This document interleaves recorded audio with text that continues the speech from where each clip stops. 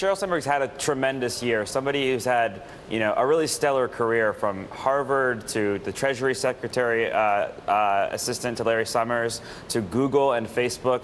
She's had an amazing year in the past year where she's helped lead Facebook through its IPO and manage that kind of rocky process, and going on to kind of building her political capital, helping Obama get reelected, as well as building her own brand with this book. So she's helping kind of establish herself and lay the groundwork for potentially a next role.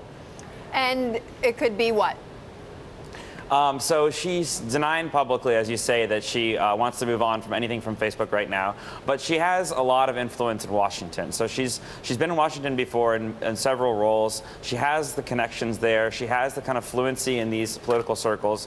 People are, considering maybe she would return to the Treasury Secretary position, or potentially she would run for a seat in California. Those positions are going to be determined by when those seats are opening up. Senator Dianne Feinstein won't be reelected until up for reelection until 2018. Barbara Boxer won't be reelected. That seat won't be open until 2016. So it's going to be determined by when those seats will be open.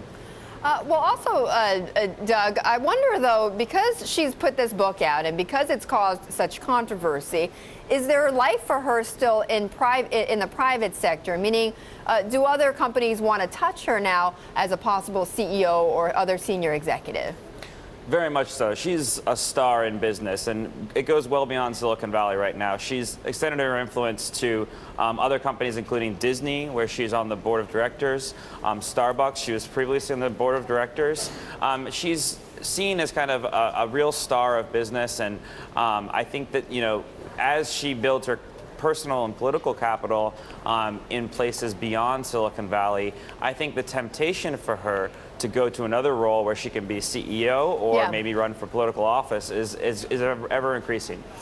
Doug, this is the third time that you've profiled her. How has she changed in those years?